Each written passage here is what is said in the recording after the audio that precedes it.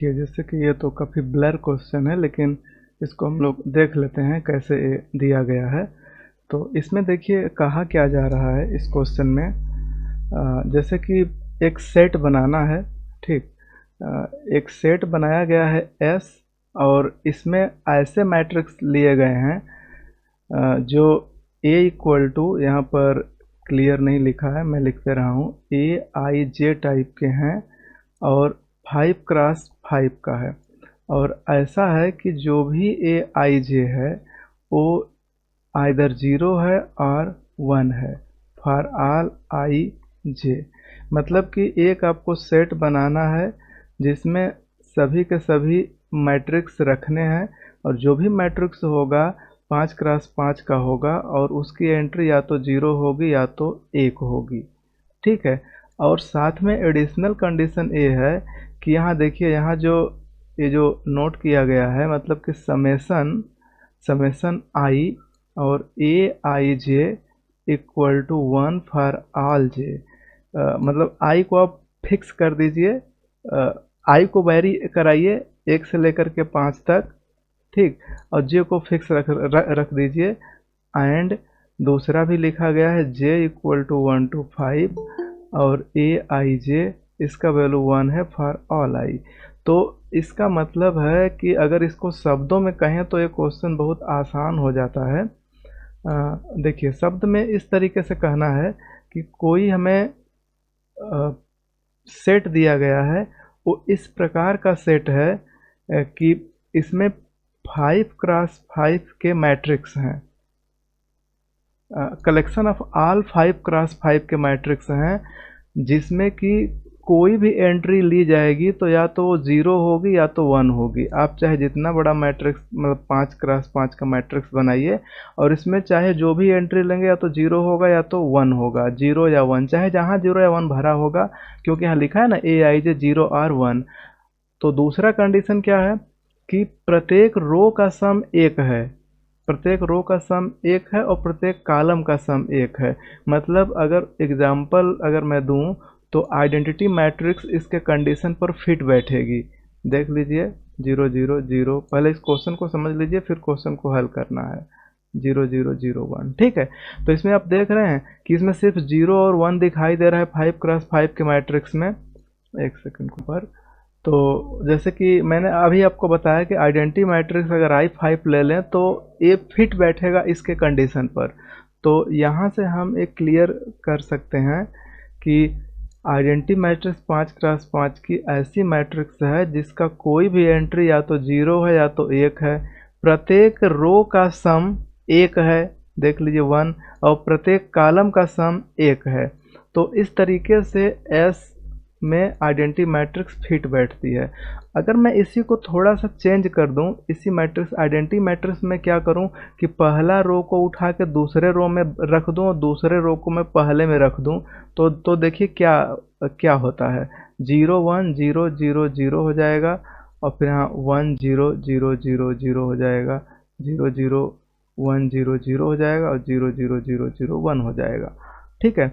कितने हुए, 4 ही हुए। हाँ, यहाँ पर 1 0 कर देते हैं और 0 0 0 0 1 कर देते हैं, ठीक।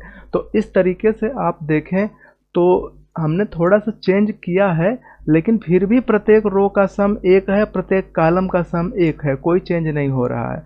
तो कहा जा रहा है कि इस प्रकार का जो सेट बनेगा उस सेट में कितने एलिमेंट होंगे। क्वेश्चन क्लियर है सबको? हेलो, किसी को प्रॉब्लम है या क्लियर है? ठीक है, ओके। तो इस तरीके से आपको काउंटिंग बताना है। तो यहाँ पर देखिए आंसर में दिया हुआ है आपके पास ऑप्शन की संख्या कितनी है, 5 स्क्वायर, 5 के power 5, 5 to the power 5, 5 factorial 5, 55, ठीक है। तो इसमें देखिए मैं आपको बताता हूँ करना क्या है। ये जो पूरा क्वेश्चन है इस कंसेप्ट पर बेस्ड है। जैसे कि कुछ लोग जो लोग इसमें मोस्टली जो बीएससी थर्ड ईयर और एमएससी के बच्चे होंगे असाइनमेंट प्रॉब्लम पढ़े होंगे। असाइनमेंट का यही कंसेप्ट होता है कि प्रत्येक रो का सम एक रहता है, एक इसलिए रहता है कि एक जगह भरा जाता है, बाकी जगह जीरो होता है। प्रत्येक कॉलम का सम भी एक होता है, ठीक है, बाकी जगह जीरो, एक जगह एक। तो उससे कुछ रिलेटेड है, लेकिन वहाँ पर हम नहीं ले जाएंगे। तो यहीं से आप इसको ऑब्जर्व करिए कि ये क्वेश्चन क्या कहना चाहता है, ठीक है। तो देखिए, तो इसमें किया क्या गया है ना कि ये हमारे पास जो 1 0 0 0 0 एक हो गया, दूसरा 0 1 0 0 0 0 0 0 1 0 0 और 0 0 0 0 1 0 और एक और 0 0 0 1 0 1। इस टाइप से 5 कॉलम, 5 रो कहिए, 1 2 3 4 5, 1 2 3 4 5, 5 रो 5 कॉलम, ये आइडेंटिटी की तरह ही है। इसी को घुमा करके आपको सेट करना है और कोई दूसरा रास्ता नहीं है। तो हमारे पास यहाँ पर एस को बनाने के लिए जो ए बनाएंगे, तो उसमें पहले रो को हम इसमें से किसी को भी फिट कर सकते हैं। मतलब यहाँ पर 5 रो हैं, इसमें से किसी को उठा करके हम अगर यहाँ पर भर दें तो कोई प्रॉब्लम नहीं होगा। और प्रॉब्लम मतलब कि इसको भरेंगे तो कोई प्रॉब्लम नहीं होगा, सबमिट कर देंगे यहाँ से। तो ए कुल 5 हैं, तो पहले प्लेस को कितने प्रकार से भरा जा सकता है? 5 में से कोई उठा के भर दीजिए तो इसको 5 टाइप से भरा सकता है, 5 टाइप। ठीक है, ओके। जब 5 तरीके से इस पहले को जब भर देंगे तो बाकी दूसरे प्लेस को भरने के लिए 4 बचेंगे, तो उनको 4 टाइप से, 4 टाइप से भरा जा सकता है। ऐसे तीसरे को 3 टाइप से भरा जा सकता है। हाँ, 3 फिर 2 और फिर 1। तो जो फंडामेंटल प्रिंसिपल ऑफ मल्टीप्लिकेशन है उसके हिसाब से अगर आप किसी वर्क को अलग अलग टाइप में कर रहे हैं, जब एक साथ करेंगे तो उनका प्रोडक्ट कर दिया जाता है, इसलिए इस सब का प्रोडक्ट हो जाएगा। तो 5 4 3 2 1, इसलिए फैक्टोरियल 5। तो यहाँ पर इसका आंसर सी होगा, ठीक है। किसी को कोई प्रॉब्लम है तो बता सकता है। चंदन आपने पूछा था, या दीपक? समझ में आ रहा है? सही है। ठीक है, ओके। तो अब देखिए, इसके बाद में अब हम दूसरा क्वेश्चन पर चल रहे हैं। ये देखिए, बहुत इंटरेस्टिंग क्वेश्चन है, ठीक। इसमें देखिए क्या एक्सप्लेन किया जा रहा है कि कहा जा रहा है कि डब्लू डब्लू जो है कलेक्शन है पीबी, और पी क्या है? Polynomial with real coefficient. तो पॉलिनोमियल विथ रियल कोफिशिएंट, तो आप कोई भी हमें पॉलिनोमियल दे दीजिए। जैसे कि मान लीजिए कि आप मुझे एक पॉलिनोमियल दे रहे हैं p x equal to x square plus 5x+6, ठीक है। तो इस कंडीशन में अगर पी बी की वैल्यू निकालेंगे तो हम कहेंगे कि पी बी का वैल्यू हो जाएगा बी स्क्वायर प्लस 5b+6। चूँकि ये जो बी है ये मैट्रिक्स है, तो यहाँ पर 6 के बाद मैं आइडेंटिटी अपने से रख दूंगा। क्यों? क्योंकि एक ऑपरेटर की तरह काम करता है, तो यहाँ पर आइडेंटिटी रखना ही पड़ेगा, क्योंकि 6 एक नंबर है ना, फिर वो ऐड नहीं हो पाएगा, ठीक है। तो इस तरीके से हम इसको लिखेंगे। तो ऐसे बहुत सारे पॉलिनोमियल हो सकते हैं, जैसे कि सपोज करिए कि डब्लू के अंदर हो सकता है कि 10 डिग्री का भी पॉलिनोमियल हो, 10 डिग्री का पॉलिनोमियल हो, 5 डिग्री का पॉलिनोमियल हो, 100 डिग्री का पॉलिनोमियल हो। ऐसा कुछ मेंशन तो कहा नहीं है कि पी कोई फिक्स टाइप का पॉलिनोमियल है, ठीक है।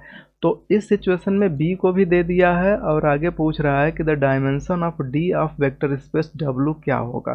सेटिस्फाई क्या होगा नहीं, कह रहा है सेटिस्फाई, किस कंडीशन को सेटिस्फाई करेगा। ये हमारे पास 4 ऑप्शन है, ठीक है। इन चारों ऑप्शन को आपको देखना है और सोचना है। तो देखिए, यहाँ पर एक ट्रिक आपको दिख रहा है। बी जो दिया है ना, इस टाइप के मैट्रिक्स को ऑब्जर्व करिएगा, और एक बार ऑब्जर्व करने के बाद दिमाग में रखे रहिएगा कि इस टाइप के मैट्रिक्स का जो रोल होता है बहुत इंपॉर्टेंट होता है। ए मैट्रिक्स जो बी दिख रही है ना, ए मैट्रिक्स में ये खासियत होता है कि ये आइडेंटिटी मैट्रिक्स को ही सफल करके सफल करने का मतलब है कि जैसे कि देखिए, अगर इस थर्ड को उठा के यहाँ कर दें और मैं इस फर्स्ट को उठा के सेकंड पर कर दूं, और फिर सेकंड को उठा के थर्ड पे कर दूँ ना, तो पूरा आइडेंटिटी मैट्रिक्स हो जाएगी। तो आइडेंटिटी मैट्रिक्स ही है ए, लेकिन इसको घुमा दिया गया है। तो इस टाइप की मैट्रिक्स में एक प्रॉपर्टी होती है कि अगर इसका बी दिया है ना, बी स्क्वायर करेंगे और जैसे बी क्यूब करेंगे, चूँकि 3x3 की मैट्रिक्स है, आइडेंटिटी हो जाती है। मैं आपको भी दिखा रहा हूँ, देखिए। जैसे कि b है, b स्क्वायर कर देते हैं यहीं पर b को लिख करके 0 1 0 और 0 0 1 और फिर 1 0 0। जब इसको सॉल्व करेंगे तो ध्यान दीजिए, देखिए इसका इसमें मल्टीप्लाई करेंगे ना, इसका मल्टीप्लाई कर, इसको ऐसे जगह लिखते हैं जहाँ पर कि मुझे फ़ायदा हो मल्टीप्लाई करने पर। मैं यहाँ पर b स्क्वायर को डायरेक्ट में लिखूँगा, ठीक है। तो देखिए अब पहले का इसमें मल्टीप्लाई करेंगे ना तो ये 0 आएगा, दूसरे में करेंगे तो भी 0 आएगा, तीसरे में करेंगे तब जाके 1 आएगा, दूसरे का करेंगे तो सिर्फ यहाँ 1 आएगा, बाकी 0 आएगा। और तीसरे का जब तीसरे का मल्टीप्लाई करेंगे ना तो 0 1 0 आएगा। अच्छा, अब मैं अगर इसमें अपने से फिर से एक b का मल्टीप्लाई कर दूं, जो लिखा है 0 1 0 और 0 0 1 और 1 0 0, तो इसमें ऑब्जर्व करेंगे कि पहले का मल्टीप्लाई करेंगे तो 1 आएगा, फिर 0 0 आएगा, दूसरे का मल्टीप्लाई करेंगे तो 0 1 0 आएगा और तीसरे का मल्टीप्लाई करेंगे तो 0 0 1 आ जाएगा। ये आ गया आइडेंटिटी मैट्रिक्स। इतना बात समझ में आ रही है? ठीक है, ओके। तो अब देखिए, अब चाहे जो भी आप पॉलिनॉमियल हमें देंगे, चाहे जितने डिग्री का देंगे, जैसे कि मान लीजिए कि आपने कहा कि हम आपको 6 डिग्री का पॉलिनॉमियल दे दिए, तो अगर अगर पी एक्स ऐसा लिखना चाह रहे हैं कि a0 plus a1x plus a2x square plus a3x³ plus a4x4 plus a5x5, ऐसा अगर लिखना चाह रहे हैं, तो जब मैं pa लिखूंगा, यहाँ जब मैं pb लिखूंगा ना, तो ये हो जाएगा a0 प्लस a0 के साथ आइडेंटिटी होगा क्योंकि यहाँ पर मैट्रिक्स आ रहा है, और फिर यहाँ पर a1 b हो जाएगा, a2 b स्क्वायर हो जाएगा, a3 x³ का मतलब है b³ हो जाएगा, लेकिन b³ यहाँ पर क्या हो रहा है, आइडेंटिटी, तो आइडेंटिटी हो गया, प्लस a4 और x4 का वैल्यू मतलब b4 होगा, b4 को हम क्या लिखेंगे, b³ इंटू b, तो b³ आइडेंटिटी है तो ये b तो b हो जाएगा, यानी b4 का वैल्यू यहाँ पर b हो जाएगा। और जो b5 है, a5 b³ into b square, तो यहाँ b स्क्वायर हो जाएगा। ऐसे टर्म बढ़ते रहेंगे। मान लीजिए अगर 6 डिग्री का होता ना, a6 plus a6 into b6 होता, तो ये b6 फिर से आइडेंटिटी हो जाता। तो इस तरीके से आप अगर सोचेंगे तो ये देखेंगे, यहाँ पर ऑब्जर्व करेंगे कि कोई भी जो pb बनाया जाएगा यहाँ पर ना, उसमें सिर्फ इस टाइप के एलिमेंट होंगे, a0 और आइडेंटिटी में देखिए a3 है तो a3 को भी लिख दीजिए, और यहाँ पर i, और प्लस b के साथ a1 और यहाँ पर b4 a4 के साथ b है। और ऐसे ही b³ की बात, b स्क्वायर की बात करिए तो a2 प्लस a5, ये जो दिख रहे हैं ये हैं a के साथ b के साथ स्क्वायर में। तो देखेंगे तो चाहे जितना बड़ा पॉलिनॉमियल होगा ना, वो सिर्फ इन्हीं के मल्टीप्लायर के रूप में रहेगा, मतलब एक आइडेंटिटी रहेगा, एक b रहेगा, एक b स्क्वायर रहेगा। इसका मतलब है कि w का कोई भी एलिमेंट बनाना होगा ना, तो आपके पास आइडेंटिटी और b स्क्वायर, यही तीन अगर टर्म दिए जाएं, यही तीन एलिमेंट दिए जाएं, तो इसकी हेल्प से w का कोई भी एलिमेंट बना लेंगे। कैसे? आप फील्ड तो अगर नहीं दिया है तो भी आप फील्ड मान लीजिए रियल नंबर है, तो फील्ड रियल नंबर है, उससे ले करके एलिमेंट को इसमें मल्टीप्लाई करके हम बना लेंगे। ये बात समझ में आ रही है कि कोई भी एलिमेंट w का इन तीनों के लीनियर कॉम्बिनेशन से बन पाएगा कि नहीं बन पाएगा? यस सर, बन जाएगा। ठीक है, तो इसको सपोज कर लीजिए कि ये s है, ठीक, तो ls यानी कि लीनियर स्पान जब करेंगे तो w के इक्वल हो जाएगा, ठीक। और ये तीनों क्या है, देखिए इन्हीं तीनों से जनरेट होगा, तो कोई भी एलिमेंट, कोई भी वेक्टर स्पेस अगर जिन तीन एलिमेंट से जनरेट हो रहा है, तो चांसेस क्या है कि इसका जो बेसिस बनेगा, ठीक, बेसिस में 3 ही एलिमेंट होंगे। और इससे अगर आप देखेंगे तो जैसे देखिए, ये 3 तो फिक्स है कि 3 होंगे या तो 3 से कम होंगे, ठीक है। क्योंकि अगर किसी भी वेक्टर स्पेस के लिए अगर सपोज करिए, एक सेकेंड, हाँ, किसी भी वेक्टर स्पेस के लिए अगर एक सेट है जिससे कि सारे एलिमेंट जनरेट हो जा रहे हैं, तो उसका डायमेंशन या तो उस सेट के एलिमेंट के बराबर होता है, नंबर ऑफ एलिमेंट के इक्वल होता है, या तो उससे कम होता है, ठीक है। तो यहाँ पर जो डायमेंशन होगा, डायमेंशन ऑफ W, या तो 3 होगा या तो 3 से कम होगा, 3 से तो ज़्यादा होगा ही नहीं। तो 3 को होने के चांसेस कहाँ कहाँ दिख रहे हैं, C और D में। तो यही दोनों ऑप्शन सही है, बाकी दोनों गलत है, ये दोनों गलत है।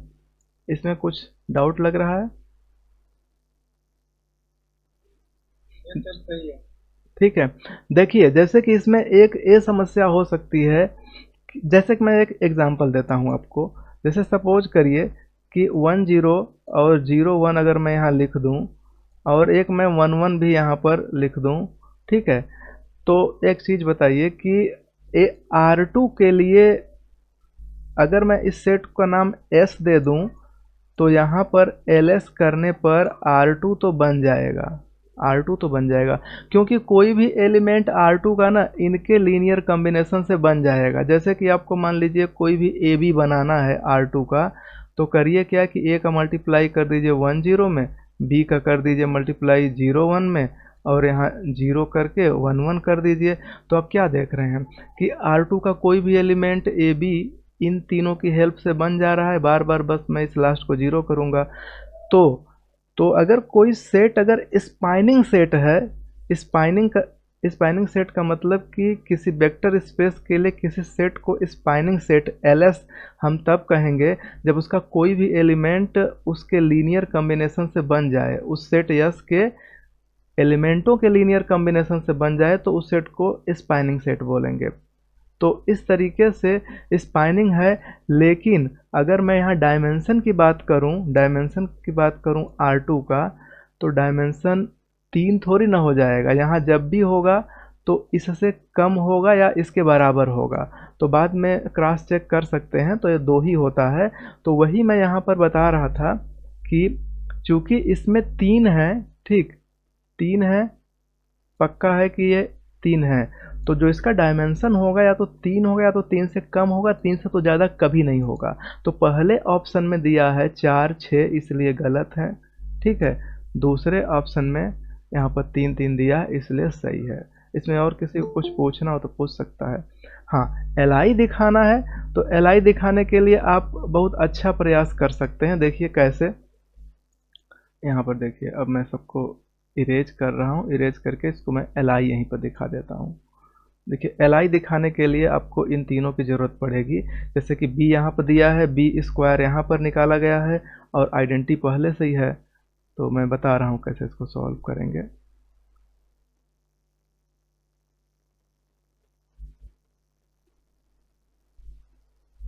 एक सेकेंड, यहाँ पर कोई दिख नहीं रहा है। ओके, देखिए, तो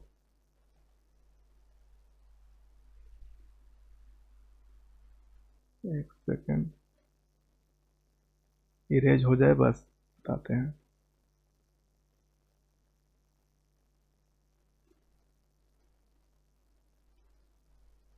देखिए, यहाँ पर B स्क्वायर गिवन है, और यहाँ पर B गिवन है, और आइडेंटिटी, और हमें इसी को आइडेंटिटी और B स्क्वायर को LI दिखाना है। तो आपको लेट करना होगा कि A के साथ आइडेंटिटी, तो 1 0 0 0 1 0 और 0 0 1, और B के साथ है, B हमें लेना होगा, मतलब कि A के साथ आइडेंटिटी प्लस B के साथ B, और फिर C के साथ B स्क्वायर इक्वल टू 0। ये लेट करके चलना है, और मुझे शो करना है लास्ट में कि ABC 0 हो जाएगा। तो इस तरीके से 0 का सेंस, यहाँ 0 मैट्रिक्स है, ना कि सिंगलटन 0, ठीक है, रियल 0 नहीं है। तो यहाँ पर जब B की बात जब हम करेंगे, तो यहाँ पर कंसेप्ट इस तरीके से आएगा। देखिए, जैसे कि यहाँ पर बी हो गया, तो बी का कंसेप्ट में ये है 0 1 0 और 0 0 1 और 1 0 0, इस तरीके से। ठीक है, तो अब प्लस बी स्क्वायर, सी के साथ बी स्क्वायर है, तो बी स्क्वायर का वैल्यू यहाँ पर निकाला गया है, तो यहाँ पर 0 0 1 और फिर 1 0 0 और 0 1 0। अब इसको सॉल्व करेंगे तो यहाँ पर आएगा 0 0 0 0 0 0 0 0 0, इस तरीके से। अब इसको कंपेयर करिए, तो कंपेयर करेंगे तो आपको पता चलेगा कि यहाँ पर ऐड करिए तो यहाँ होगा ए इसके पहले प्लेस पर, यहाँ बी तो 0 है, यहाँ पर सी 0 है।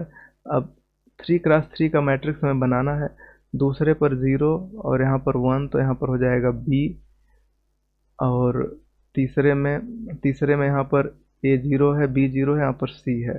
ठीक है, अब देखिए चाहे और जो भी आए, लेकिन ये 0 0 0 मैट्रिक्स है, तो जब 0 0 0 मैट्रिक्स का नीचे चाहे और जो भी कुछ आए, लेकिन दोनों इक्वल है, कंपेयर करेंगे तो ए का वैल्यू 0 और बी का वैल्यू 0 और सी का भी वैल्यू 0 हो जाएगा। तो इससे कंफर्म हो गया कि आई बी और बी स्क्वायर एल आई है। ठीक है, तो मैंने अभी दिखाया था कुछ समय पहले कि ये एल एस है। अगर इस सेट को यस कह दिया जाए तो L S equal to W हो जाएगा पहला, और दूसरा कि एस इज एल आई। तो इसकी वजह से ए सेट बेसिस बन जाएगा, और बेसिस बनेगा तो इसका डायमेंशन 3 होगा। ठीक है, तो इसलिए इस क्वेश्चन में जो डायमेंशन डी है वो पक्का है कि 3 ही होगा। तो इसको सेटिस्फाई करने वाले जो कंडीशन है ए सी और डी है। इस तरीके से क्लियर हो गया। ठीक है, हाँ हाँ हाँ बोलिए।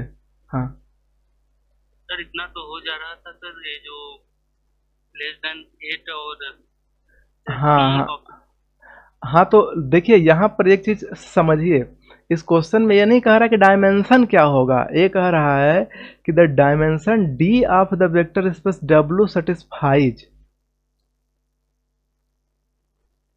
ठीक है, इस चीज को समझिए कि dimension of D, sorry, the dimension D of the vector space W satisfies, न कि कह रहा है कि what is the dimension of this space.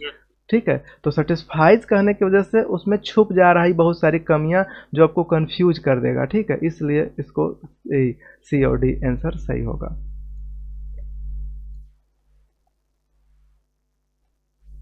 देखिए, अब देखिए इसके बाद देखिए एक क्वेश्चन है 20 क्वेश्चन ए देखिए इसमें क्या है कि कहा जा रहा है कि consider the linear differential equation the set of solution of the above equation. तो देखिए जो लीनियर स्पेस है ना, लीनियर स्पेस को एमएससी में वेक्टर स्पेस को ही लीनियर स्पेस कहा जाता है। कोई भी जब एमएससी पढ़ेगा तो वहाँ पर फंक्शनल एनालिसिस में जैसे ही घुसेंगे तो वेक्टर स्पेस को लीनियर स्पेस कहना चालू कर देते हैं। तो ये वेक्टर स्पेस ही है, इसे अलग से मत समझिए। Linear space means vector space. तो वेक्टर स्पेस चल रहा है, ठीक है। अब देखिए इसमें ये प्रॉब्लम ये है ना कि जो कहा जा रहा है कि consider the a differential equation आपने कंसीडर कर दिया, then the set of solution of the above equation, जो इसका सॉल्यूशन का सेट होगा, is a linear space of infinite dimension. तो पहले तो लीनियर स्पेस होगा कि नहीं होगा, अब होगा तो फिर डायमेंशन कितना होगा, ये चीज़ हम अभी ऑब्जर्व करेंगे। तो देखिए जैसे कि इसमें प्रॉब्लम ये होता है कि यहाँ पर ध्यान दीजिएगा कि खासकर ये देखा जाता है कि जब कोई भी लीनियर डिफरेंशियल इक्वेशन हो और उसमें इक्वल टू 0 हो जाए तो वो वेक्टर स्पेस बहुत आसानी से बना लेता है, ठीक है। लेकिन अगर यहाँ पर 0 नहीं हो रहा है तब फिर प्रॉब्लम होगा, ठीक। क्यों प्रॉब्लम होगा, देखिए मैं आपको दिखा रहा हूँ।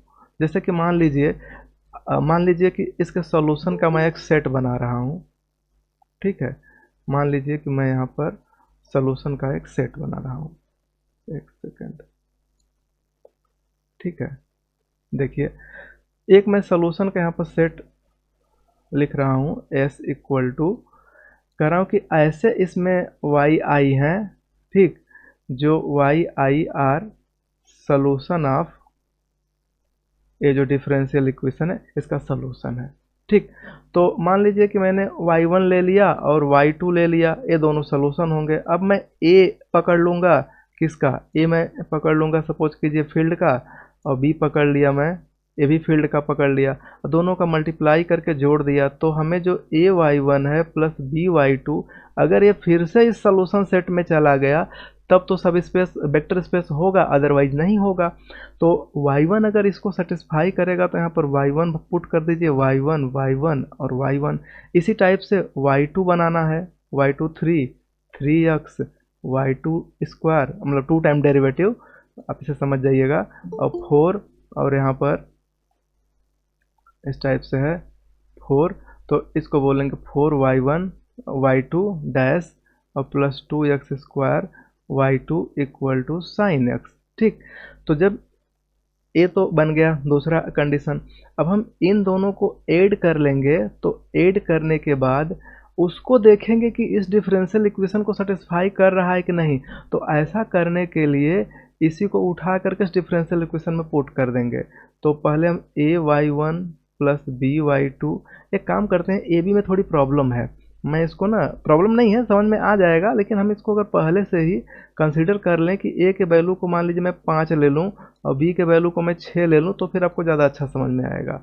तो ये 5y1 और 6y2 मान लीजिए, तो यहाँ क्या होगा 5y1 और 6y2 का यहाँ पर क्या होगा ट्रिपल डैश, ठीक है, प्लस 3x और यहाँ पर 5y1 और फिर 6y2 का यहाँ पर मान लीजिए हम कर देते हैं डबल डैश, ठीक, प्लस इसी टाइप से 4 और 5y1 प्लस 6y2 का single dash plus 2x square और 2x स्क्वायर और 5y1 प्लस 6y2। ठीक है, इस तरीके से अब इसको सॉल्व करिए। तो सॉल्व करने का सेंस ये है ना कि इसको 5 कॉमन ले लीजिए। ये देखिए पहले वाले में से यहाँ का जो पहला दिख रहा है, यहाँ दूसरे का पहला दिख रहा है, तीसरे का पहला और फिर यहाँ चौथे का पहला, इन सब में से अगर 5 कॉमन ले लेंगे तो आएगा y1 ट्रिपल डैश, ठीक है, plus 3x y1 double dash plus यहाँ से 4y1 डैश, ठीक है, और प्लस 2x स्क्वायर y1। इसी टाइप से 6 कॉमन ले लेंगे तो दूसरे में आएगा। तो यहाँ पर अगर आप देखेंगे ना तो 5 के साथ ये जो पहला दिख रहा है एकदम ऊपर देखिए, ये पहला इसके इक्वल क्या है, इसके इक्वल यहाँ पर दिख रहा है कि ये साइन x है, तो इसमें हम भर देंगे साइन x, प्लस यहाँ पर 6 कॉमन लिए हैं तो यहाँ पर 6 के साथ, एक सेकेंड, हाँ, हेलो, आवाज़ सुनाई दे रही है?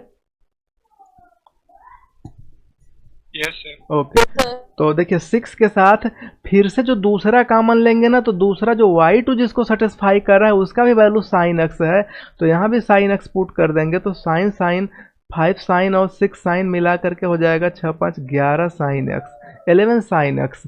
लेकिन यहाँ पर क्या आना चाहिए साइन x, इसलिए जो ये 5y1 प्लस 6y2 है, in general ay1 plus by2, ठीक, ये इसमें एंट्री नहीं कर पाता है, मतलब ये इसके सॉल्यूशन सेट में नहीं एंट्री कर पाएगा। क्यों?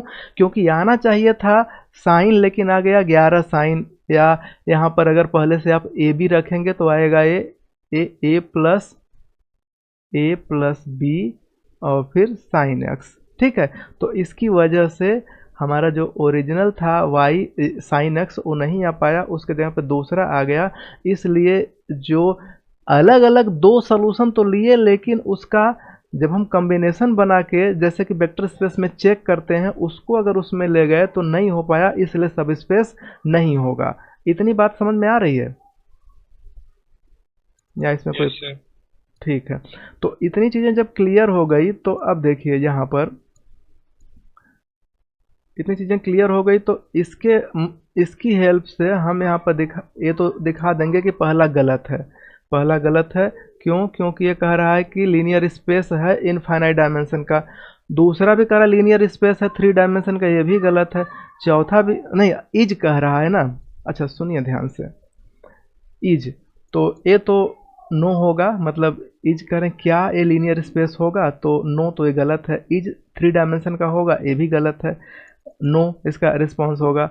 और चौथे में is not a linear space, ठीक है, ये सही है, ए एस होगा, ठीक, ए लीनियर स्पेस नहीं है। Is a linear space of dimension less than 3।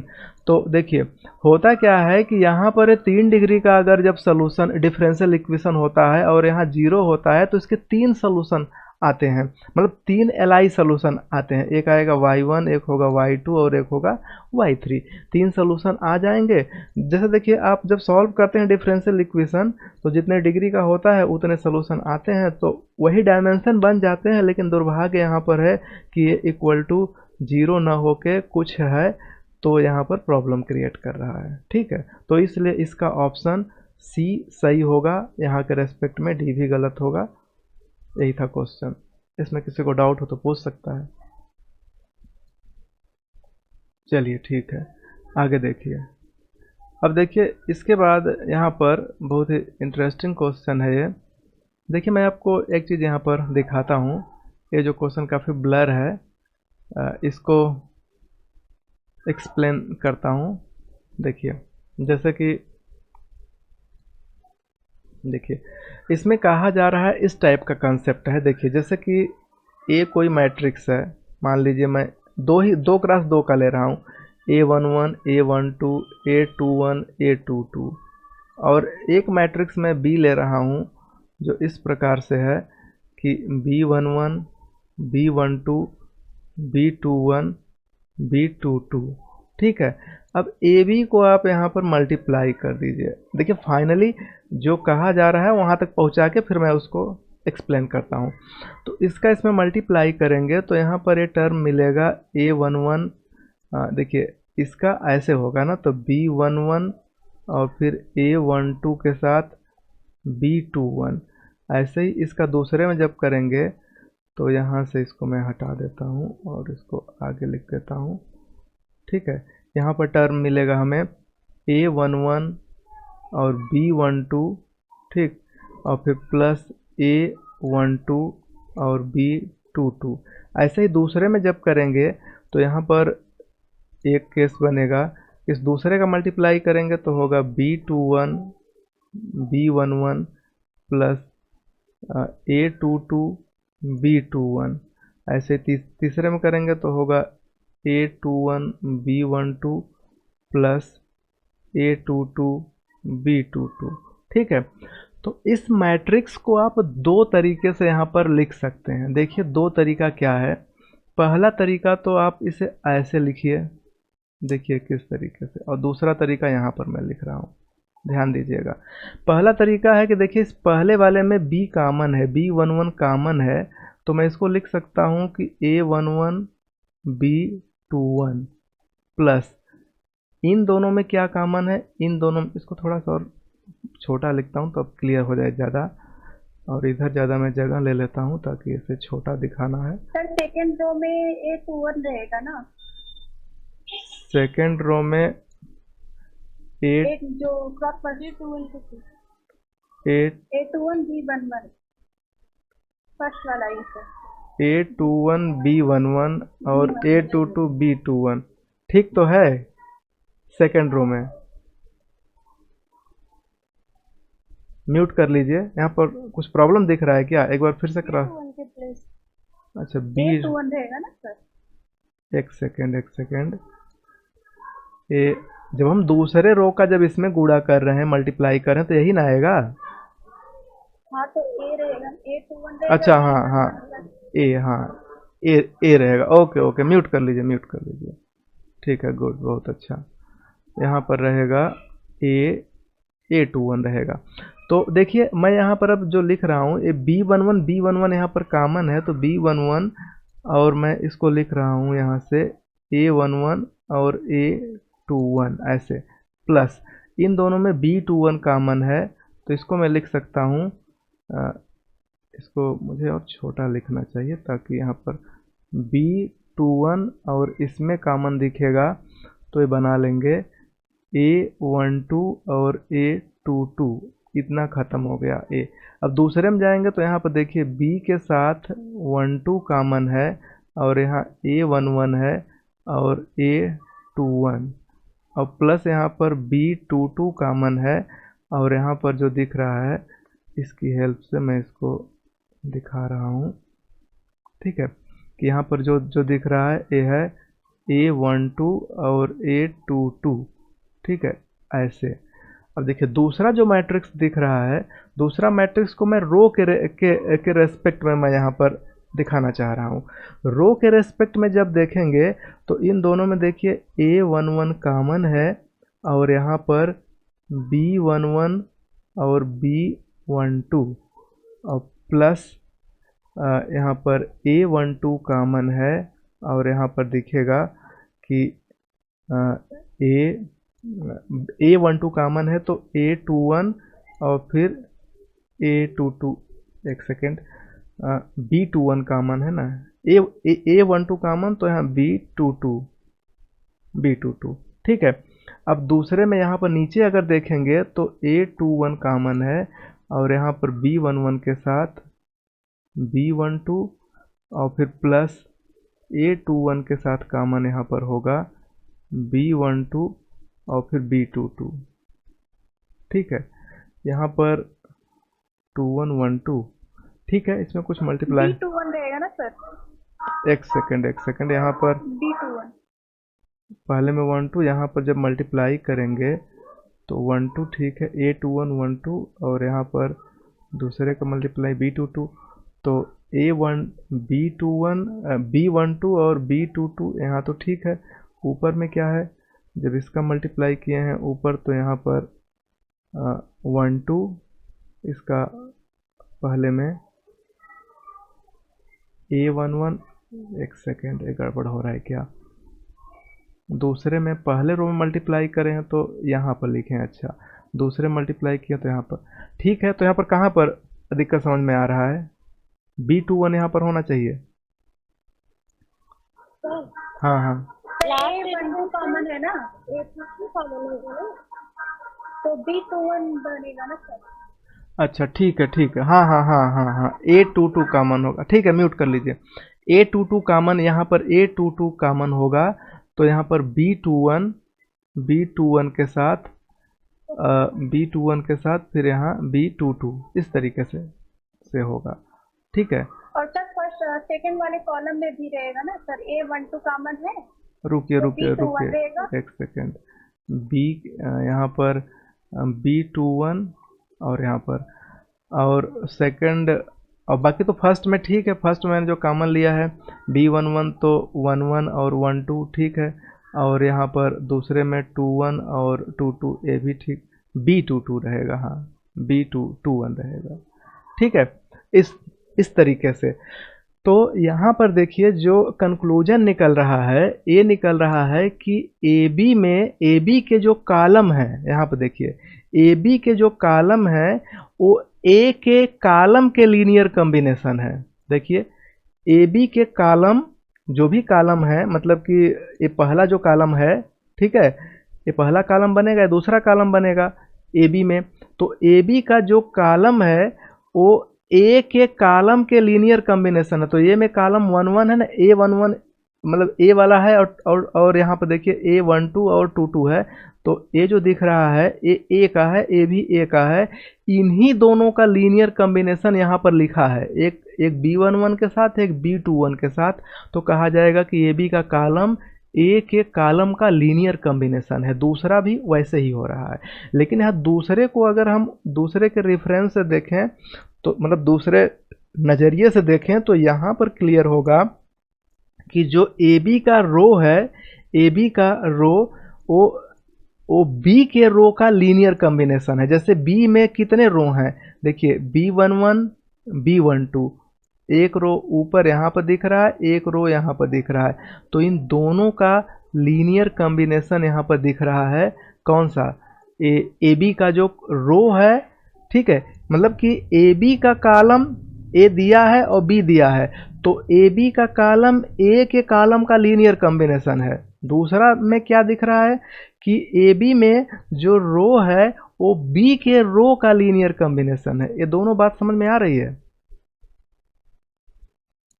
Linear combination का मतलब होता है बस स्केलर से गुणा करके जोड़ दीजिए, ठीक है। इसमें कुछ डाउट है या समझ में आ रहा है, सही है? यस सर, आ रहा है। ठीक है, सही है सर। तो जब इतना क्लियर हो गया तो अब इसी पर बेस्ड है क्वेश्चन। देखिए पहला यहाँ पर ये थोड़ा सा, एक सेकेंड, इसमें थोड़ा मतलब ब्लर है, काफ़ी पुराना पीडीएफ लग रहा है।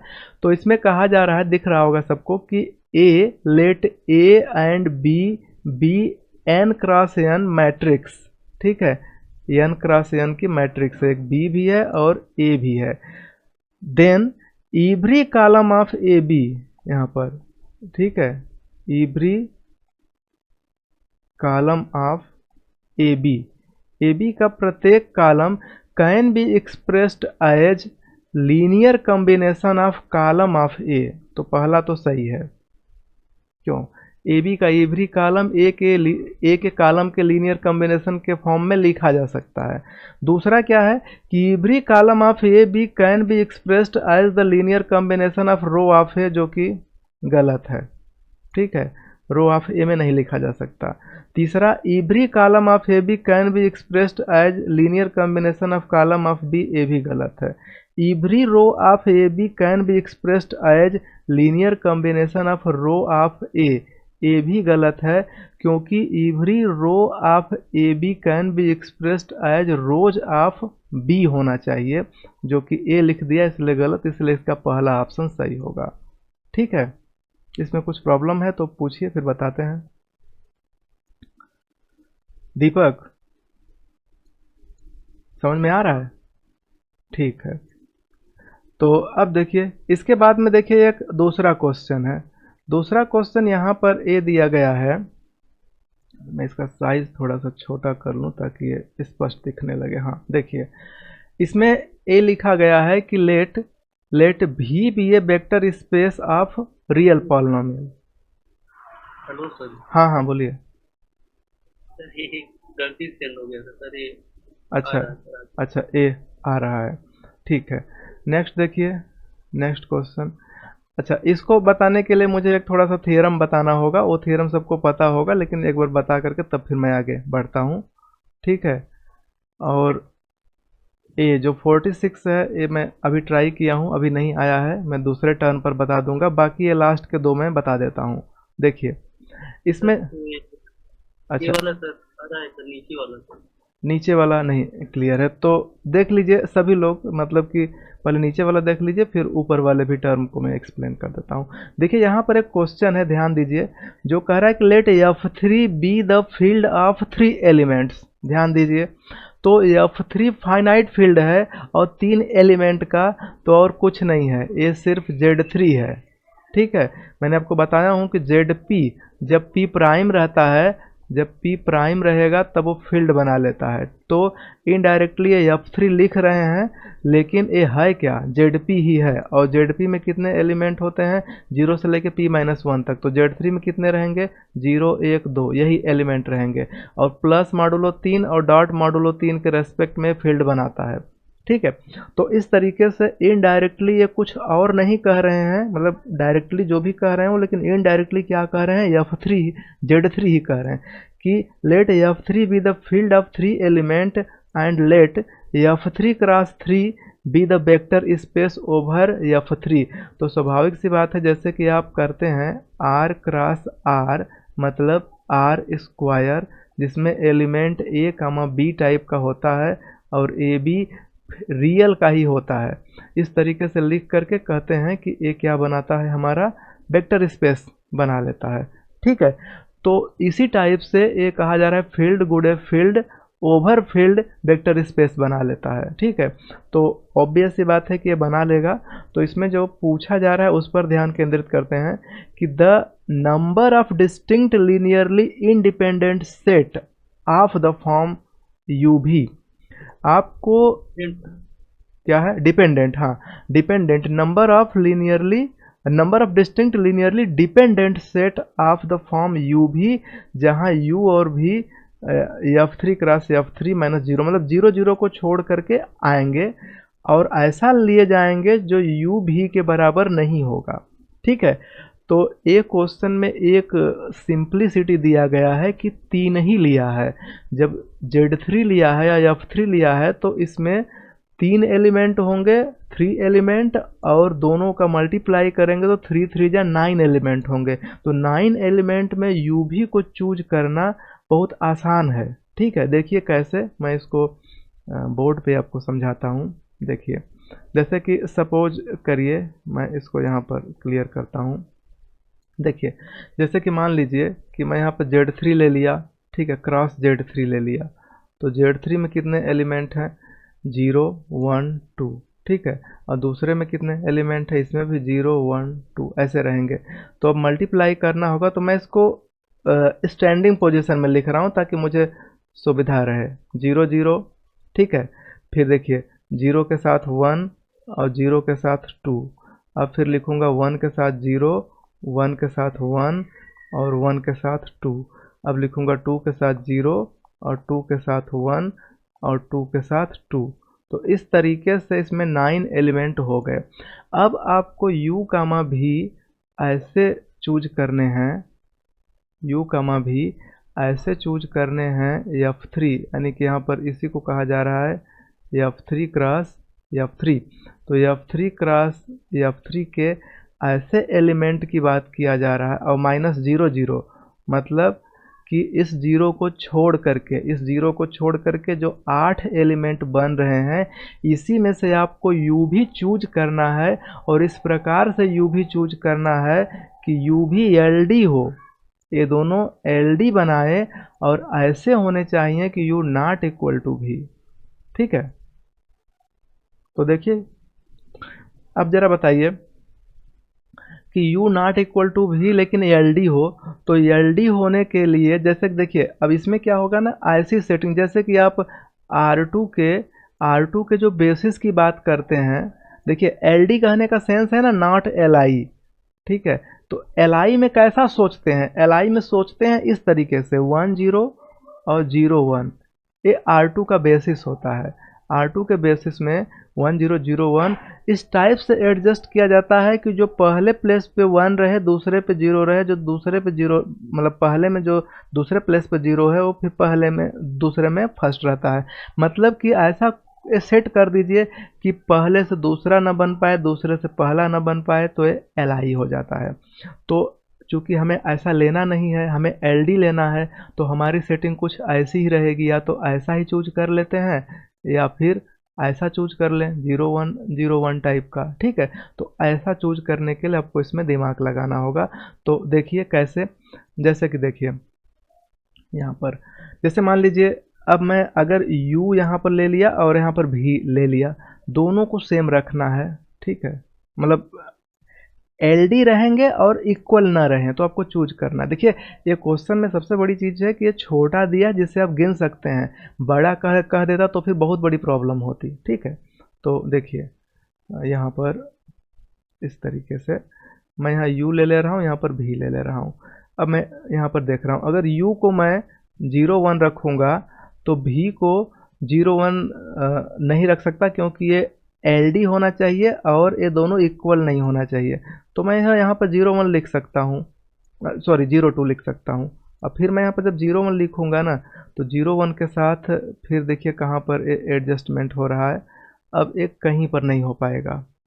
ठीक है, इसलिए नहीं हो पाएगा कि बाकी जगह पर सेट नहीं हो पाएगा ये, तो 0 1 के साथ केवल एक ही आएगा जो कि LD है, लेकिन ये नॉट इक्वल है। LD पूछेंगे कैसे है, तो मैं कहूँगा कि फील्ड में Z3 फील्ड होगा, 2 पड़ा हुआ है, 2 का ला के इसमें गुणा कर दीजिए तो दोनों बराबर हो जाएंगे, तो LD हो गए। और U और V को सेपरेटली देखिए तो U 0 1 है, V 0 2 है, दोनों बराबर नहीं है, अलग अलग देखेंगे तो 2 को छोड़ करके। बात समझ में आ रहा है? अब इस क्वेश्चन में ज़्यादा समय लग रहा है तो आपको समझाना है, तब समय लग रहा है, नहीं तो आप समझ के बैठे रहेंगे तो बहुत जल्दी लगा लेंगे। तो एक तो 0 1 और 0 2 हो गया, दूसरे में इसी प्रकार से 1 0 जब चूज करेंगे तो यहाँ पर 2 0 ले लीजिए। ठीक है, और देखिए ये उल्टा भी कर सकते हैं, जैसे कि यहाँ पर हम अगर मान लीजिए कि ये एक पेयर तो A बना रहे हैं, लेकिन ये सेट है तो कोई दिक्कत नहीं है, सेट में आगे पीछे यू भी यू कर सकते हैं। तो एक पेयर ए हो गया, एक पेयर ए हो गया, हम इसको कट कर देते हैं, ये दोनों मिला दिए हैं और फिर यहाँ पर ये दोनों भी मिला दिए हैं। अब आपको देखना है यहाँ पर, तो देखिए 1 1 का यहाँ पर 2 2 से रिलेशन है, क्योंकि 1 1 जो लिखा है ना वो 2 से है, क्योंकि इसमें 2 से मल्टीप्लाई करेंगे तो ये दोनों सेम हो जाएंगे। तो इन दोनों का सेटिंग हो गया। अब कौन कौन बचा, ये 1 2 2 1, ये जो दिख रहा है ना, ये भी सेट हो जाएगा 1 2 2 1। ये कहेंगे कैसे, जब यहाँ से 2 को निकाल के इसमें मल्टीप्लाई करेंगे ना, तो 2 1 जा 2, तो ऊपर 2 हो जाएगा, और 2 2 जा 4, लेकिन मॉडुलो 3 पर है तो 1 हो जाएगा, और ये बराबर हो जाएगा। मतलब ये एलडी है, और सेपरेटली देखिए तो u और v अलग अलग बराबर नहीं है। तो इसलिए कुल कितने पेयर बने, 1 2 3 4। तो इसका जो आंसर होगा, इनकी संख्या 4 होगी।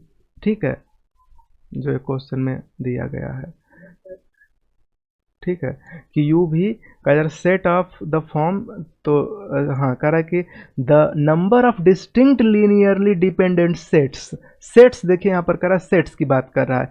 Sets of the form u भी जो ऐसे हों जो non zero f3 cross f3 के एलिमेंट लिए जाएं, और जो u और v इक्वल ना हो, और इस तरीके से। तो इसकी संख्या कितनी हो गई, 4 हो गई, यहाँ पर एक्सप्लेन कर दी गई है।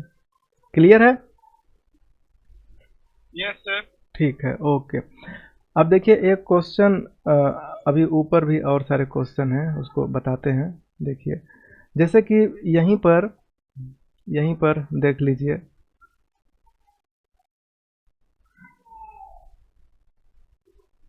यहीं पर देखिए, यहीं पर ये जो क्वेश्चन जस्ट लिखा हुआ है, यहाँ पर एक क्वेश्चन, ठीक है।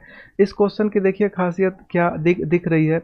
यहाँ पर कहा जा रहा है कि let W denote the vector space C5a, B over R and W। तो मैं आपको बताया था कि जो डिफरेंशियल इक्वेशन होता, अच्छा एक चीज़ का ध्यान दीजिए कि V denote the vector space C5ab over R। तो ये चूँकि जहाँ पर क्वेश्चन लिखा गया होगा ना जिस एग्ज़ाम में, तो उसके फर्स्ट पेज पर नोटेशन में जा कर के देखेंगे, तो नोटेशन में C5ab का मतलब बताया होगा। इन जनरल यहाँ पर n लिख करके एक्सप्लेन किया होगा कि इसमें सभी के सभी कंटीन्यूअस फंक्शन आते हैं, और 5 टाइम डिफरेंशिएबल टाइप के होते हैं। 5 टाइम कंटिन्यूसली डिफरेंशिएबल टाइप के फंक्शन होते हैं। ठीक है, इसी प्रकार से C1 अगर ए बी लिख दिया जाए, तो ए बी डोमेन पर, ए बी इंटरवल पर all continuously 1 time differentiable function का कलेक्शन होता है C1ab। इसी प्रकार से C5ab का मतलब कि ये 5 टाइम कंटिन्यूसली डिफरेंशिएबल होगा। तो इसमें अब आप बताइए कि C5 जो दिख रहा है कंटिन्यूसली डिफरेंशिएबल फंक्शन, तो कोई पॉलिनोमियल है जो इस तरीके से लिखा जाए a0 plus a1x plus a2x square and so on, ऐसे बढ़ते बढ़ते x के पावर 100, x के पावर 200, x के पावर 500 कुछ भी कर दीजिए। तो इसका बेसिस क्या बनेगा, खासकर C5ab के लिए a1 x स्क्वायर। इसके साथ इसमें और भी बहुत सारे होंगे। तो डायमेंशन का केस अगर देखा जाए कि इस C5 को भी कहा गया है कि इसका डायमेंशन क्या होगा, तो इसका डायमेंशन श्योर है कि इनफाइनाइट होगा। अगर डायमेंशन अब भी पूछा जाए तो इनफाइनाइट होगा। दूसरा कि जो W का डायमेंशन पूछा जा रहा है, तो डायमेंशन कहने का मतलब है कि पहले इसका देखिए, इसमें क्या कह रहा है कि ऐसे f को पकड़िए v में से, मतलब कंटिन्यूसली डिफरेंशिएबल, वैसे भी यहाँ पर f का 4 टाइम डेरिवेटिव हो रहा है और v में 5 टाइम डेरिवेटिव वाले फंक्शन है। तो पक्का है कि यहाँ पर ये सारे फंक्शन यहाँ पर आएंगे, लेकिन सारे फंक्शन नहीं आएंगे, केवल वही फंक्शन आएंगे जो इस डिफरेंशियल इक्वेशन को सेटिस्फाई करेंगे। तो 4 डिग्री का डिफरेंशियल इक्वेशन है, तो इसमें 4 यानी कि 4 y1 y2 y3 y4 solution होंगे, और इन्हीं का लीनियर कम्बिनेशन जो होगा ये सब स्पेस बनाएगा। चूंकि यहाँ पर 0 है तो सब स्पेस बना लेगा। तो ये 4 Li सोल्यूशन होंगे, तो इसी की वजह से W2 का जो बेसिस होगा उसका डायमेंशन 4 होगा। तो इसलिए इसका दूसरा वाला ऑप्शन सही होगा, पहला नहीं सही होगा। और V का जो डायमेंशन है 6 5 कभी नहीं हो सकता, इसका इनफाइनाइट होगा। तो बाकी ये 3 गलत हो गए, दूसरा सही हो गया। ठीक है, इसमें किसी को डाउट है? नो। ठीक है, तो इस तरीके से आगे बढ़ते हैं। देखिए एक क्वेश्चन जो जस्ट यहाँ पर 46 है, ये मैं ट्राई किया, लेकिन कम समय के लिए ट्राई किया, तो ये मुझे अभी नहीं आया, मैं दूसरे दिन इसको बताता हूँ। हाँ, ये देखिए क्वेश्चन है एक 43, जो एक काफ़ी इंटरेस्टिंग क्वेश्चन है। इसको मैं पहले क्वेश्चन को बता लेता हूँ, फिर आपको थियरी एक्सप्लेन करता हूँ। ठीक है, ध्यान ध्यान दीजिए यहाँ पर। देखिए, इसमें एक थियरम बताया जाता है कि अगर सपोज करिए V कोई वेक्टर स्पेस है और W1 और W2 इसके सब स्पेस हैं। ठीक, ये दोनों सब स्पेस हैं। तो पहले एक चीज़ का ध्यान दीजिए कि W1 इंटरसेक्शन W2 ऑलवेज सब स्पेस होता है। मतलब कि ये इफ है, इफ W1 W2 सब स्पेस ऑफ V और ये वेक्टर स्पेस है, तो ये गिवन अगर रहे तो कंक्लूजन में ये पहला कंक्लूजन आप डायरेक्ट निकालेंगे कि दोनों का इंटरसेक्शन ऑलवेज सब स्पेस होता है। आप कोई भी किताब उठा करके पढ़ सकते हैं। ठीक, जो नए बच्चे हैं वो बहुत बड़ी किताब ना उठाएं, वो वंदना प्रकाशन ही उठा के पढ़ें। पहली बार वही पढ़ना, दूसरा पढ़ेंगे तो बहुत बड़ी प्रॉब्लम होगी। ठीक है, वंदना या कृष्णा प्रकाशन उठा करके पढ़िए, उससे बहुत छोटे छोटे जो रिजल्ट हैं वो क्लियर हो जाएंगे, और जो डाउट हो उसे पूछ सकते हैं। तो ये सब स्पेस ऑलवेज होता है। और दूसरा एक डिफाइन किया जाता है W1 प्लस W2। तो W1 प्लस W2 जब डिफाइन किया था तो इसमें कहा जाता है कि इसमें एलिमेंट आएगा अल्फ़ा प्लस बीटा टाइप का, जहाँ पर कि अल्फ़ा आएगा W1 से और बीटा आएगा W2 से। ठीक है, इस प्रकार से एलिमेंट होंगे। तो इन दोनों और ये मतलब ये डिफाइन किया गया है, ये सम W1 प्लस W2 सम डिफाइन किया गया है। ठीक, तो फिर ये प्रूफ किया जाता है कि W1 प्लस W2 भी सब स्पेस होता है। ठीक, सब स्पेस होगा किसका, V ओवर F का, इसका सब स्पेस हो जाएगा। तो यानी कि अगर किसी वेक्टर स्पेस के दो सब स्पेस दिए हैं W1 W2, तो उसका इंटरसेक्शन भी सब स्पेस होता है, उसका सम इसको बोलते हैं डायरेक्ट सम टाइप का होता है, इसको डायरेक्ट सम बोलते हैं। मतलब ये सम उस टाइप का सम नहीं है जैसे कि 3 + 5 जोड़ दिए तो 8 हो गया। ठीक, ये सेट का सम है, तो सेट का सम अलग से डिफाइन किया गया, इसलिए इसको डायरेक्ट सम बोलते हैं। तो डायरेक्ट सम इस तरीके से डिफाइन कर दिए, तो ये भी सब स्पेस हो जाता है। अभी मैं चीज़ों को बता रहा हूँ। तो इसमें जो थियरम यूज होता है, एक बहुत ही फेमस थियरम होता है डायमेंशन से रिलेटेड, जो बताया जाता है कि dimension of W1 plus W2 equal to होता है dimension of W1 plus dimension of W2 minus dimension of W1 intersection W2। ठीक है, तो इसी का यूज करके उस क्वेश्चन को आपको फाइंड करना है। ठीक है, और कुछ इसमें ट्रिक अपने दिमाग से यूज करना है। तो एक काम करते हैं, पहले हम इसको दिखा देते हैं कि ये सब स्पेस कैसे बनता है। ठीक है, और सब स्पेस बनता है तो फिर ये थियरम कैसे आती है। ठीक, MSc वालों के लिए कोई प्रॉब्लम नहीं, BSc वालों के लिए थोड़ी प्रॉब्लम है, तो इनका डाउट क्लियर हो जाएगा। ज़्यादा समय नहीं लगेगा, थोड़ा सा ही समय लगेगा, ध्यान दीजिएगा। इस थियरम को हमें प्रूफ करना है। देखिए कैसे। तो एक काम करते हैं कि जैसे कि हमें ये शो करना है, हमें ये शो करना है कि dimension of W1 plus W2 equal to dimension of W1 dimension of W2 minus dimension of W1 intersection W2। तो अगर आप इसको ऑब्जर्व करेंगे तो पाएंगे कि अगर V ओवर F ऐसे हो तो ये W1 होता है, ये W2 होता है। इंटरसेक्शन भी अपने आप में सब स्पेस होता है, W1 इंटरसेक्शन W2। तो हम शुरुआत करेंगे यहीं से, W1 इंटरसेक्शन W2 से ही हम स्टार्ट करेंगे। ठीक है, ओके। तो देखिए, तो लेट कर लीजिए। देखिए अब यहाँ पर क्या है ना कि यहाँ पर हम आपको 3 बेसिस की कल्पना करेंगे, 3 या 4 बेसिस की कल्पना करेंगे। देखिए डायमेंशन जो वर्ड है, डायमेंशन बेसिस में एलिमेंटों को काउंट करता है। जब भी डायमेंशन की बात होगी तो बेसिस में एलिमेंट को काउंट करना है। बेसिस क्या होता है, बेसिस में 2 कंडीशन होती है। पहला कि ये जो सेट हो बेसिस बी सबसेट होता है भी ओवर एफ का, या अगर मैं डब्लू की बात करूं, B1 बात करूं W1 की, तो W1 का बेसिस जो भी होगा B1 W1 का सबसेट होगा, और उसमें दो प्रॉपर्टी होगी कि वो Li होगा और लीनियर स्पान आप B1 कर देंगे तो W1 हो जाएगा। इसी प्रकार W2 के साथ होगा। तो बेसिस आप लोग जान रहे हैं, तो हमें डायमेंशन को काउंट करना है तो बेसिस की ज़रूरत पड़ेगी। तो मैं स्टार्ट कर रहा हूँ कि मान लीजिए कि जो पहला बेसिस मैं लिख रहा हूँ B, ए इसका बेसिस लिख रहा हूँ, ठीक है, इसका बेसिस। इसमें मैं मान ले रहा हूँ कि एलिमेंट होंगे U1 U2 करके UN होंगे, ठीक है, UN एलिमेंट होंगे इसके इंटरसेक्शन में, और यही इसकी बेसिस है। तो अब बताइए कि W1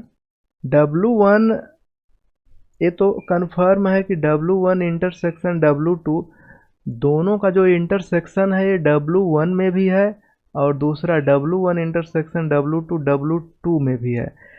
तो हम करेंगे क्या कि इसकी बेसिस पता है, इसकी बेसिस में एलिमेंट है U1 से लेकर के UN तक। तो W1 इंटरसेक्शन W2 से बड़ा होगा तो हम इसी के बेसिस को एक्सटेंड करके W1 का बेसिस बना देंगे, ठीक है, क्योंकि बड़ा स्पेस का जो बेसिस होगा वो छोटे वाले में कुछ अलग से उसमें डाल करके बड़ा कर दीजिए तो W1 का बेसिस हो जाएगा। मतलब देखिए ऐसे, ये है W1, ये है W2। तो अगर आपको एग्जाम्पल चाहिए तो एग्जाम्पल भी दिया जा सकता है, लेकिन मैं यहाँ पर जल्दी से पहले इसको प्रूफ करता हूँ। तो मान लीजिए कि इसकी जो बेसिस है B2 मान लीजिए W1 की है, तो इसमें मैं U1 से लेकर UN तक तो पहले ही था, अब मैं V1 V2 और VR तक इसमें इंट्रोड्यूस कर दिया। W2 में U1 से लेकर के UN तक पहले था, अब मैं स्मॉल W1 स्मॉल W2 और WS तक मैं यहाँ पर इंट्रोड्यूस कर दिया, ठीक है। तो A बेसिस बन गया, A B2 है W2 का, इन दोनों के बेसिस बन गए।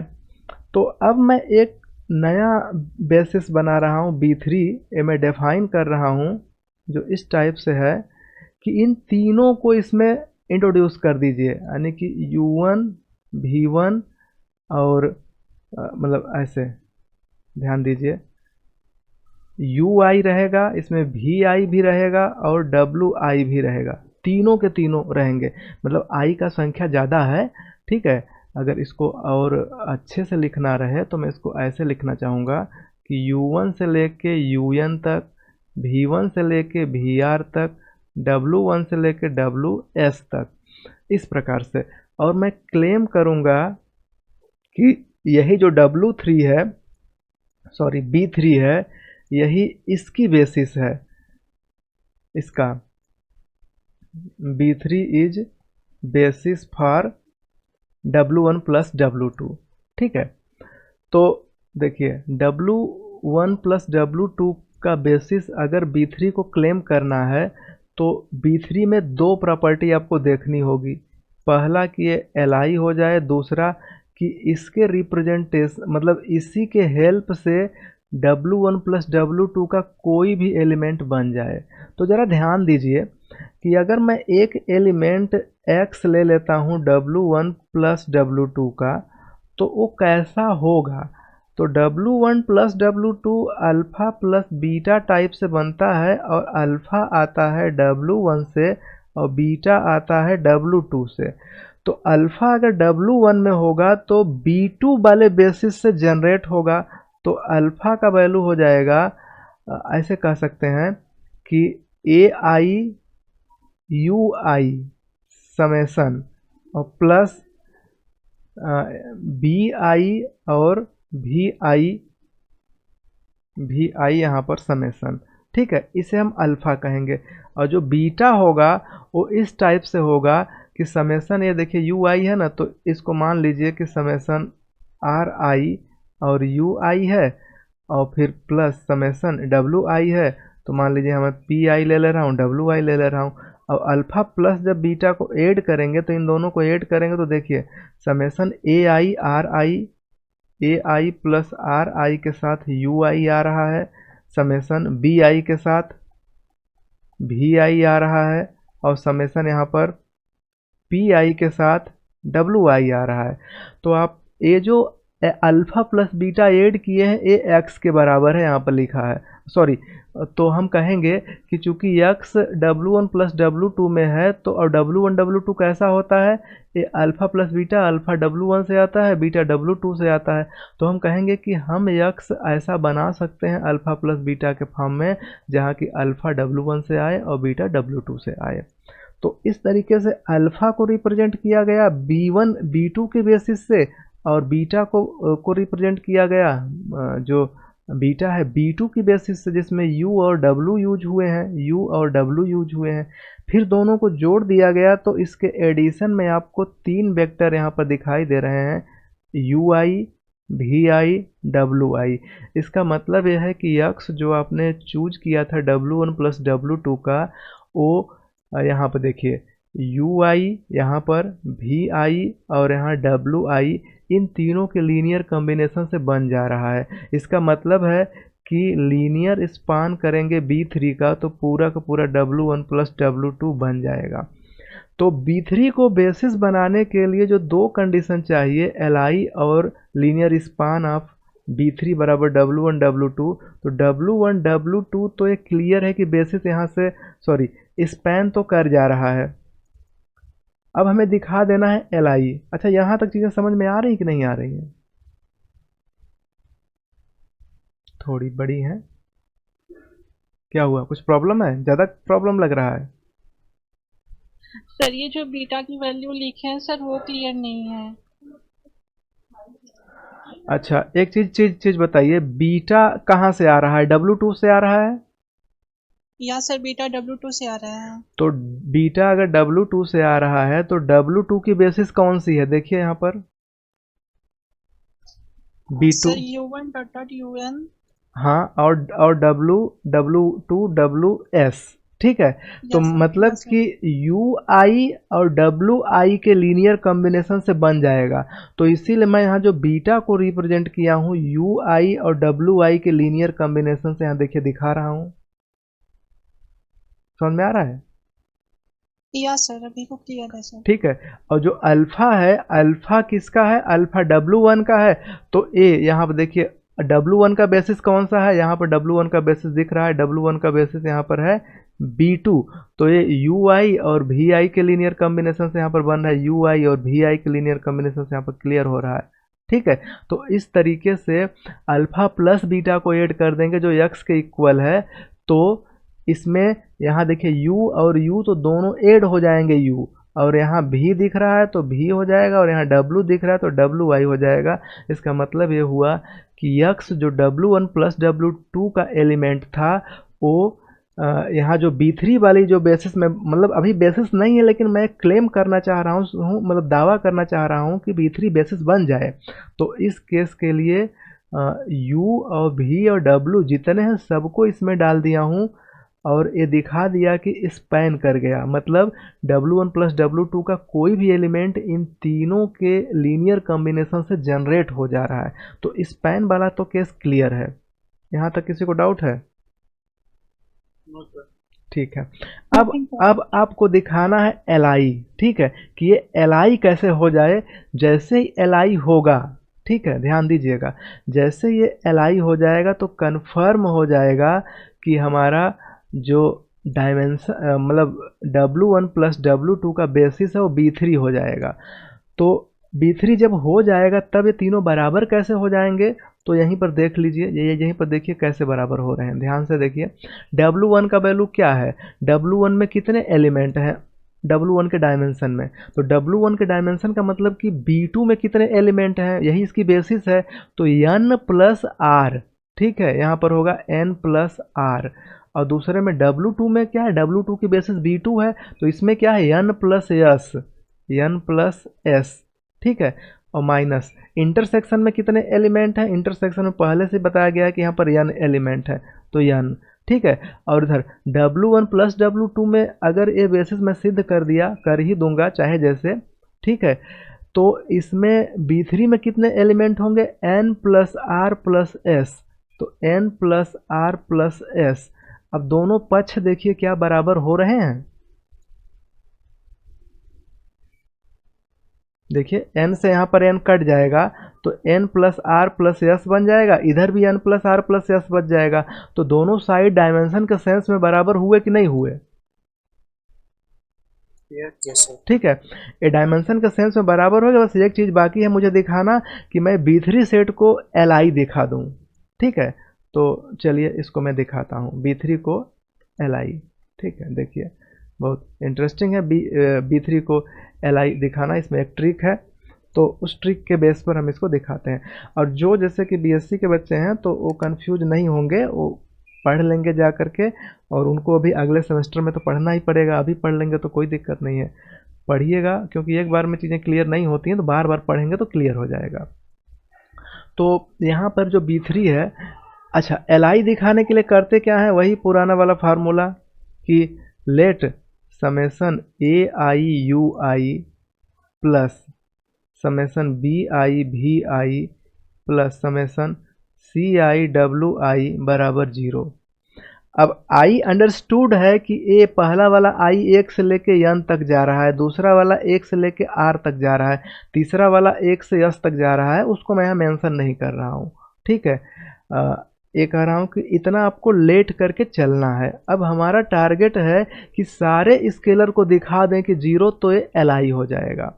तो इसके लिए ट्रिक देखिए कैसा ट्रिक यूज करते हैं, यहाँ पर ऐसा दिखाते हैं कि अब देखिए कैसे सॉल्व कर, इतना लेट करके मैं आगे बढ़ रहा हूँ।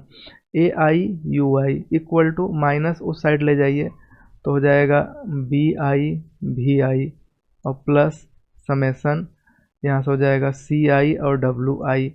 अच्छा अब ज़रा एक चीज़ बताइए यहाँ से कि इस जो UI यहाँ पर जो लिखा गया है VI और फिर WI, VI और WI किस बेसिस में है, V और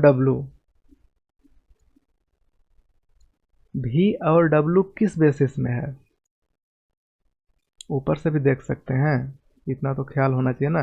देखिए यहाँ पर जो V है, सॉरी हाँ V और W, एक सेकंड में आपको कुछ गड़बड़ दिखा रहा हूँ क्या, V और W, एक सेकंड V और W नहीं, एक सेकंड रुकिए, मैं थोड़ा सा यहाँ पर गड़बड़ किया हूँ, मैं इसे इम्प्रूव कर रहा हूँ। देखिए इसको मुझे ऐसा दिखाना है, देखिए मुझे यहाँ पर ये करना है कि मैं यहाँ पर कर दूँ BI और VI को एक जगह रख दूँ, बाकी को मैं उस साइड ले जाता हूँ।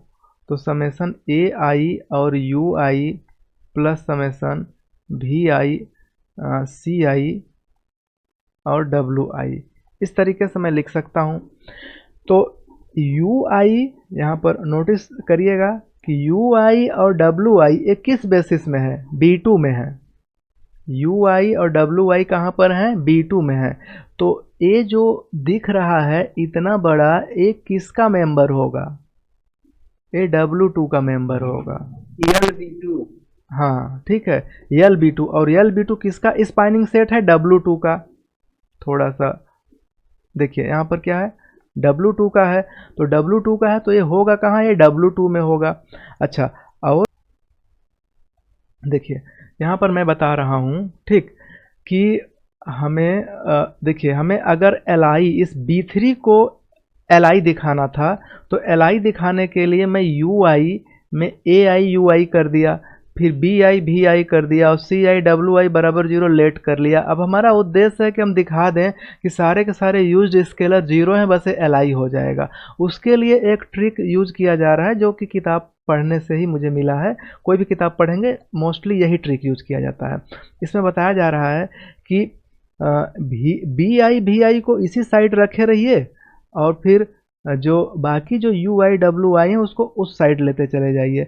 तो इस साइड जब लेके जाएंगे तो यहाँ पर प्रॉब्लम ये आएगी, प्रॉब्लम नहीं, इसमें क्या सोचना है कि B2 को देखिए, जो W2 का बेसिस है उसमें UI भी है और WI भी है, तो UI और WI के कॉम्बिनेशन से जो एलिमेंट बनेगा वो W2 का एलिमेंट होगा। ध्यान दीजिए, वो W2 का एलिमेंट है।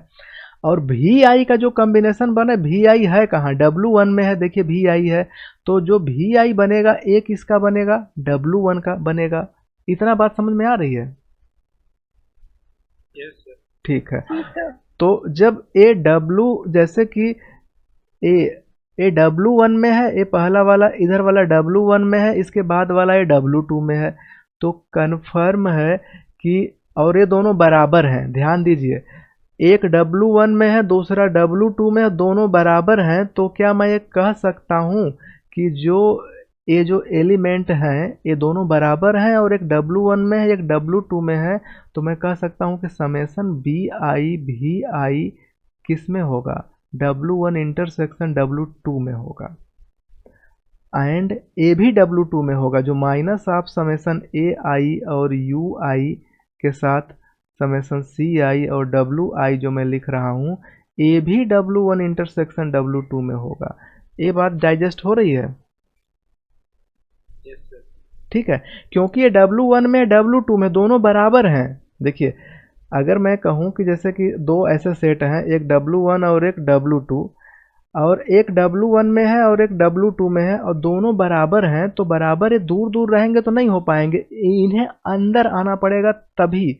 जैसे कि मान लीजिए मैं AW1 में AW2 में है और इसको मैं T मान लूँ, सपोज कीजिए मैं इसको T मान लूँ, क्योंकि दोनों तो बराबर है तो T मान लूँ, तो T W1 में भी है, T W2 में है, मतलब क्या, ये T कहाँ होगा, दोनों के इंटरसेक्शन में होगा तभी बराबर हो पाएगा, अदरवाइज नहीं हो पाएगा। तो कन्फर्म है कि ये जो दिख रहा है ये W1 इंटरसेक्शन W2 में है, दूसरा भी W1 इंटरसेक्शन W2 में है। तो यहाँ तक जब चीज़ें क्लियर हो जाएंगी तब ये पूरा रिजल्ट एकदम आसानी से क्लियर हो जाएगा। देखिए कैसे, देखिए, तो ये कन्फर्म है कि यहाँ से देखिए, इससे देखिए AW1 इंटरसेक्शन W2 में है, तो W1 इंटरसेक्शन W2 की बेसिस कौन सी है, यही वाली है, U1 U2 UN टाइप की, यही बेसिस है। तो A अगर W1 इंटरसेक्शन W2 में है तो इन सब के लीनियर कॉम्बिनेशन से बनेगा, तो मैं कहूँगा देयर एग्जिस्ट DI, ऐसे DI एग्जिस्ट करेंगे फील्ड में कि यह जो टर्म है इनके लीनियर कॉम्बिनेशन के बराबर होगा। क्यों? क्योंकि कोई भी एलिमेंट अगर किसी सब स्पेस का है तो उसके बेसिस के एलिमेंटों से जनरेट हो जाता है, तो इसलिए यहाँ पर बनेगा BI VI बराबर summation of DI into UI, इस टाइप से। तो इसको इस साइड कर दीजिए तो होगा summation BI VI minus summation DI और UI बराबर 0, इस तरीके से। अच्छा, अब बताइए कि आपको पता है कि U1 से लेके UN तक, V1 से लेकर के VR तक जो एलिमेंट होते हैं ये B2 के एलिमेंट हैं, और B2 बेसिस है किसका, W1 का। तो UI और VI एक साथ LI होंगे या नहीं होंगे, बताइए? क्या UI और VI एक साथ, चूंकि B2 तो बेसिस है W1 की ना, तो LI तो होंगे ही, ठीक है, जो बेसिस हो गया तो LI हो ही जाता है। तो जब UI और VI LI हैं और उनका कॉम्बिनेशन अगर 0 हो रहा है तो पक्का है कि उसके स्केलर जो होंगे, जो BI होगा वो 0 होगा, DI होगा वो 0 होगा, फॉर ऑल I। समझ में आया कि नहीं आया समझ में? लग रहा है कि कट गए क्या सब, आवाज सुनाई दे रहा है? ठीक है, ओके, ठीक है, ठीक है, ओके ओके ओके। देखिए, तो यहाँ से चीज़ें क्लियर हो रही हैं कि सारे के सारे BI 0 हो जाएंगे।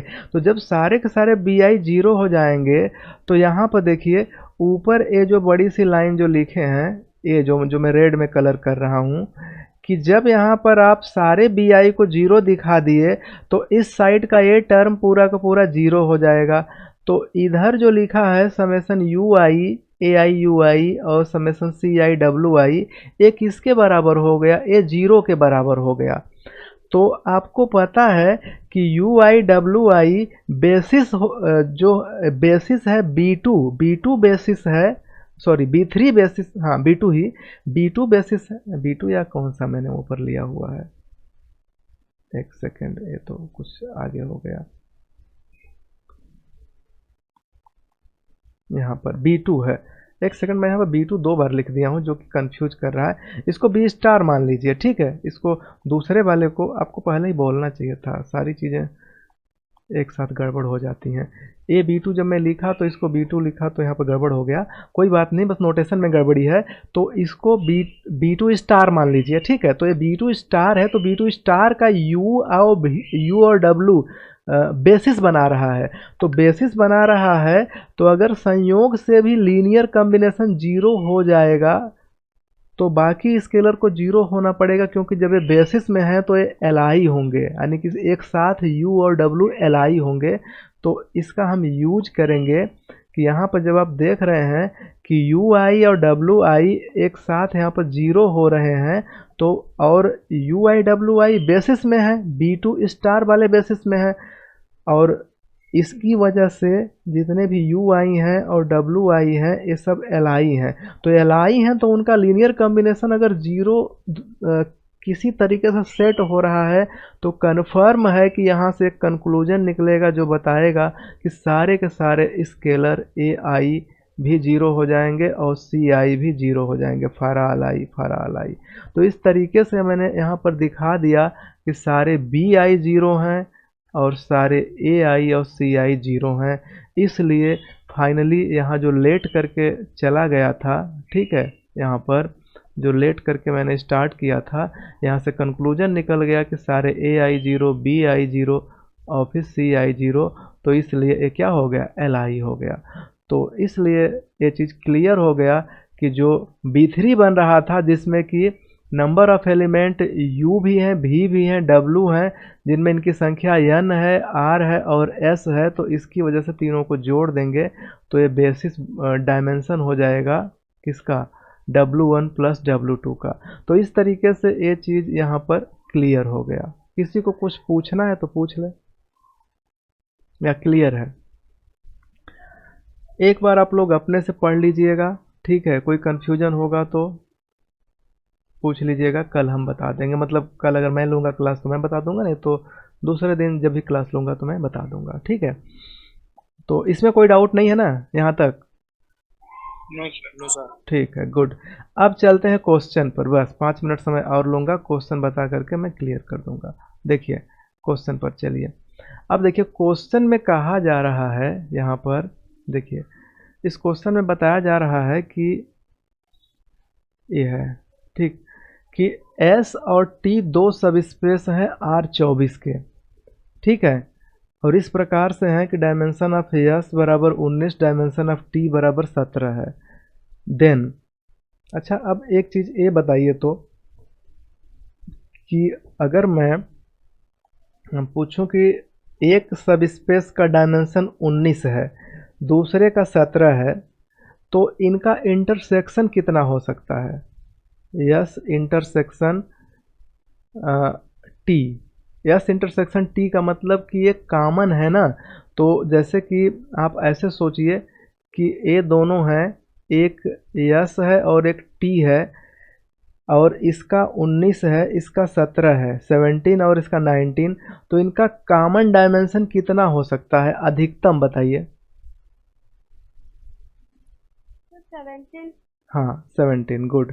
इसका मैक्सिमम 17 हो सकता है, क्यों? क्योंकि 17 दोनों में कम है, तो 17 कॉमन हो सकते हैं, 2 इसका एक्स्ट्रा होगा, रहने दीजिए, कोई प्रॉब्लम नहीं है, ठीक है।